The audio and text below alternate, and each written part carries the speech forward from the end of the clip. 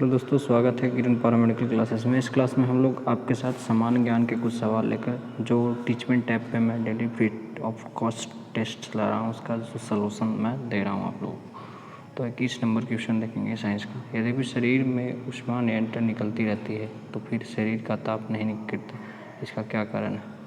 रक्त का सारे पहला ऑप्शन है, रक्त का सारे शरीर में परिभ्रमण, स्वच्छता से ऊष्मा की मुक्ति होती है, सूर्य से ऊष्मा का निरंतर अवशोषण होता रहता है, गर्म भोजन नियमित रूप से खाया जाता है। तो इसमें कौन सा ऑप्शन होगा 21 नंबर में? तो 21 नंबर में होगा सूर्य से ऊष्मा का निरंतर अवशोषण होते रहता है। तो ये सी नंबर ऑप्शन सही हो जाएगा। अब आगे बढ़ेंगे, हम लोग आगे देखेंगे कि एक क्रियाशील पेशी रक्त को देती है, क्या है? तो कार्बन डाइऑक्साइड, तो ऑक्सीजन, नाइट्रोजन एंड ग्लूकोज। क्या देती है इसमें आप लोग को देखना है। तो क्रियाशील जो शरीर होती है उसमें ऑक्सीजन आपको किसी को प्रोवाइड करता है।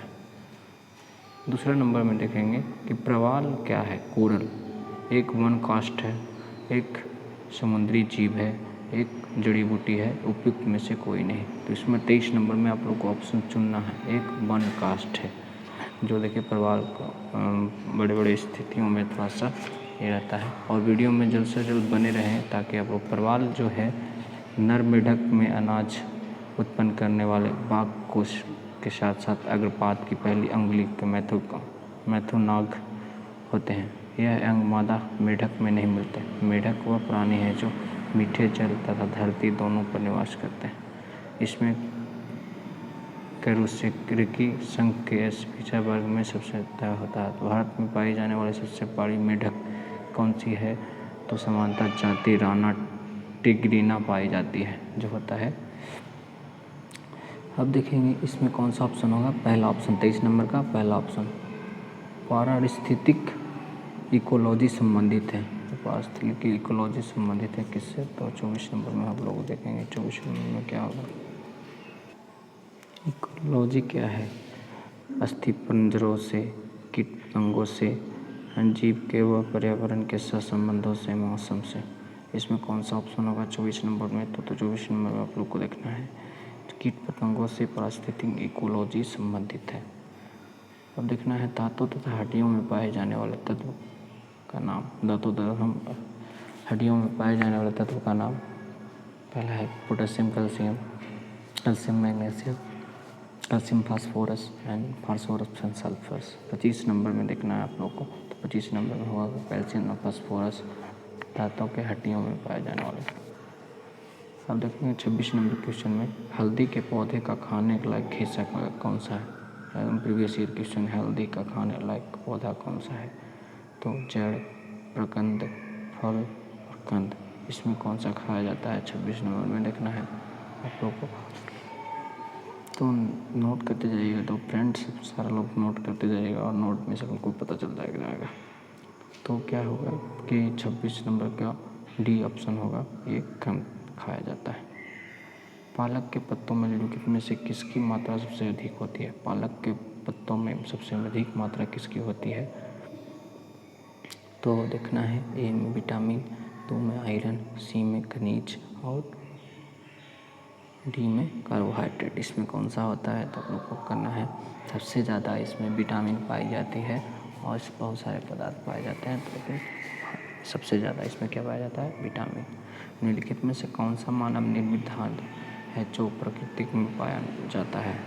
कौन सा ऐसा मानव निर्मित धातु है जो प्राकृतिक में पाया जाता है? पहला बौना गेहूँ, दूसरा संकर मक्का, तीसरा है टिटिकेल सोयाबीन। तो ये सब लोग को आपको देखना है, ठीक है। तो आप लोग कौन सा ऑप्शन होगा 28 नंबर का देखना है। 28 नंबर में टिटिकेल जो है प्राकृतिक में पाया नहीं जाता है।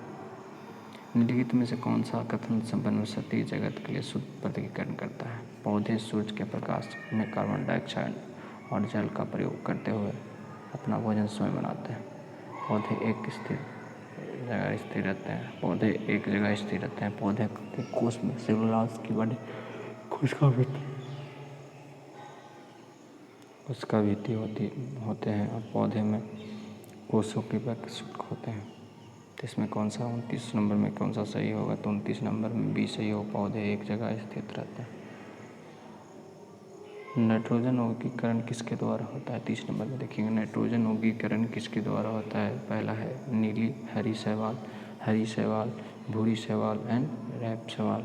इसमें कौन सा में होता है? तो 30 नंबर में आप लोग को देखना है कौन सा आंसर सही होगा। तो 30 नंबर में नीली हरी शैवाल में जो होता है यौगिकरण होता है, नाइट्रोजन यौगिकरण। अब देखना है खाली स्थान है में परिवर्तन के पंखे की चाल में परिवर्तन हेतु रेगुलेटर का संबंधित प्रयोग किया जाता है, का प्रबंधन किया जाता है। तो इसमें ऑप्शन आप लोग को चेक करनी है।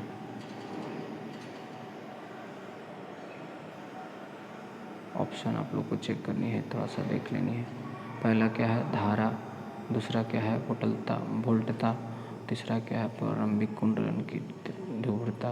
और तीसरा क्या है? चौथा क्या है? चालू कुंडली में प्रांत। इसमें ऑप्शन आप लोग को देखना है क्या होगा।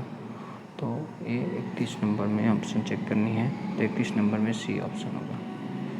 एनपीएन ट्रांजिस्टर में धारा खाली स्थान के बाहर प्रवाहित होती है। एनपीएन में जो धारा प्रवाहित ट्रांजिस्टर में धारा प्रवाहित होती है उसमें क्या होता है?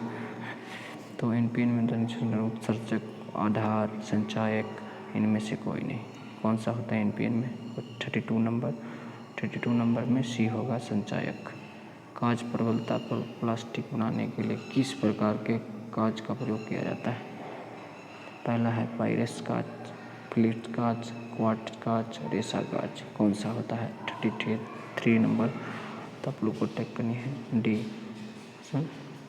रेसा कांच।